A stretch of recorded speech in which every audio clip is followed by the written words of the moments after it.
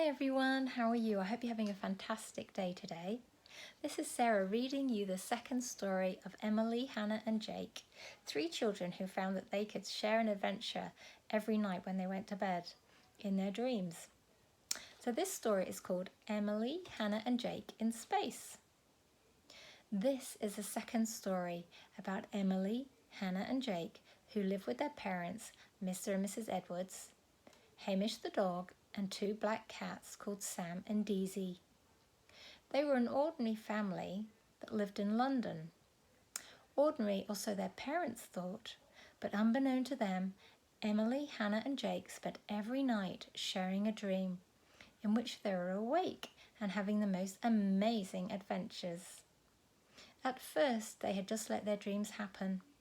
But 1 year ago, using prayer and their imagination, they had learned how to choose where they wanted to go.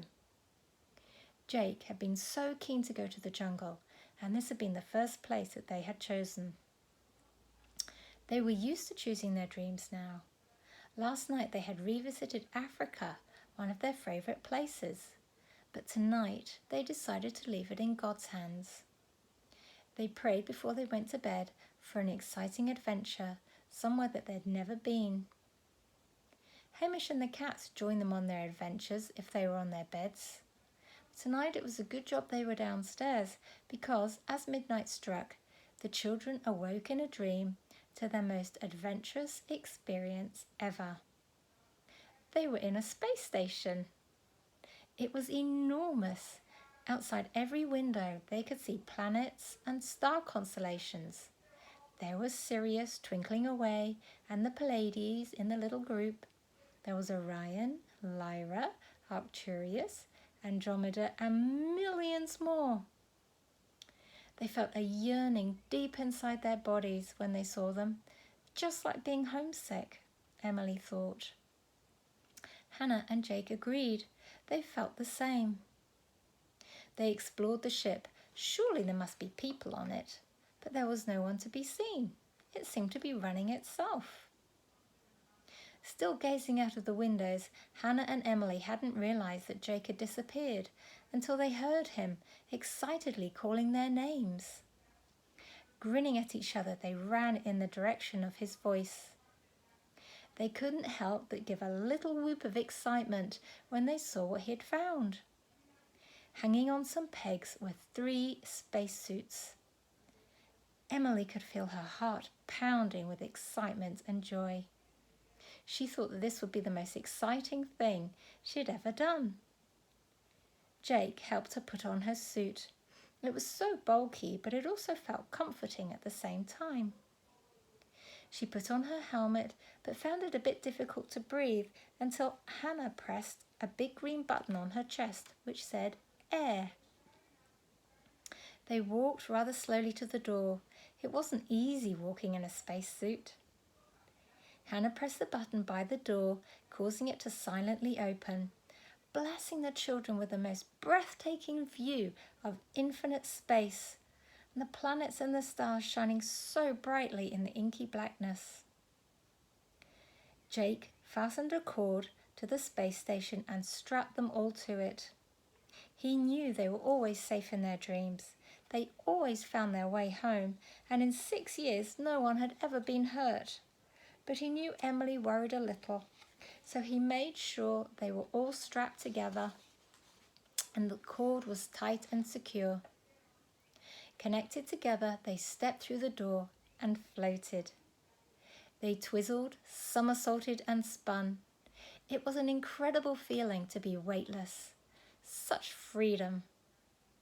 Eventually, after they'd tired themselves out, they just floated, staring at the earth from above and enjoying the stars. It took hanging out to a whole new level. When they saw the sun begin to appear, they knew it was time to go home, to wake up. They pulled themselves back into the space station and took off the spacesuits. They were all gabbling with excitement when Hannah suddenly looked serious. Guys, she said, any idea how we're going to get home? Normally they would just walk out the way they'd come, but that was a little difficult in a space station. Let's pray and do our imagining again, said Emily. It worked when we were in the jungle. Maybe we'll have a flying carpet again. The three sat together, imagined being back at home, and said a prayer to God, asking him to get them home. Then they sat down and waited. It wasn't long before they could see a bright light outside the window, getting brighter and brighter until eventually it was right outside the station. Jake rushed to one of the windows. Look, he shouted, it's a spaceship. Hannah and Emily ran to the window. Outside was a sleek, gleaming spaceship in the shape of a rugby ball. They watched with excitement as a small door opened and a tiny spacecraft flew out. It attached itself to the outside of the space station.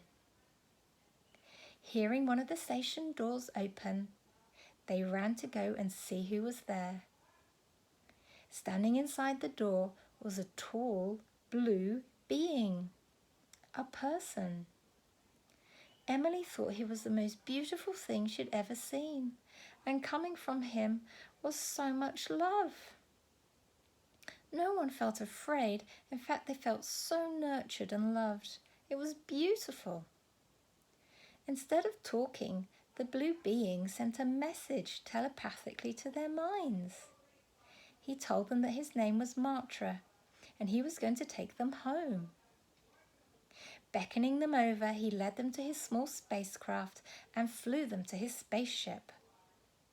There didn't seem to be anyone else on board this spaceship either. Strapping themselves into the seats, they grinned at each other. The spaceship slowly turned itself around and flew down towards the earth. As they travelled, Martra described his planet to them. It sounded so wonderful. Emily wondered if God would help them visit his planet. Martra read her thoughts, smiled and nodded. That would be wonderful. I would love to show you around, he sent back to her mind. Hannah was the first to notice they were above London, their home. I cannot land, he sent to them, but I will beam you down. He stopped his spaceship above the house and told them to stand in a circle in the middle of the ship. Putting his enormous arms around them, he gave them a big, loving hug. We will meet again soon, he sent to their minds. The children felt their hearts open and they sent Martra back so much love. They started to feel a huge amount of tingling in their bodies, and as they looked at each other, their eyes opened wide as they began to become transparent. A few seconds later, they were back in their beds, waking up and still feeling Martra's love in their hearts. They got out of bed and gave each other a big hug. I can't wait to see him again, Emily whispered. Neither can I, Hannah and Jake agreed. How about tomorrow, suggested Hannah. Emily sighed with relief. She couldn't wait to experience that love again. Well, I hope you enjoyed the story, and you too can ask for God's help. You just need to pray. You just need to say, Dear God, and then pray for what you want. And you can also make things happen by using your imagination. Just imagine what you want. You have to do this every day. And then while you're imagining what you want, just feel so much joy and excitement about you having it already.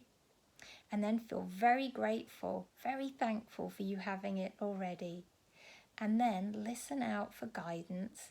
You may hear some words or see some pictures about maybe some steps you have to take so that it brings it into your life for you.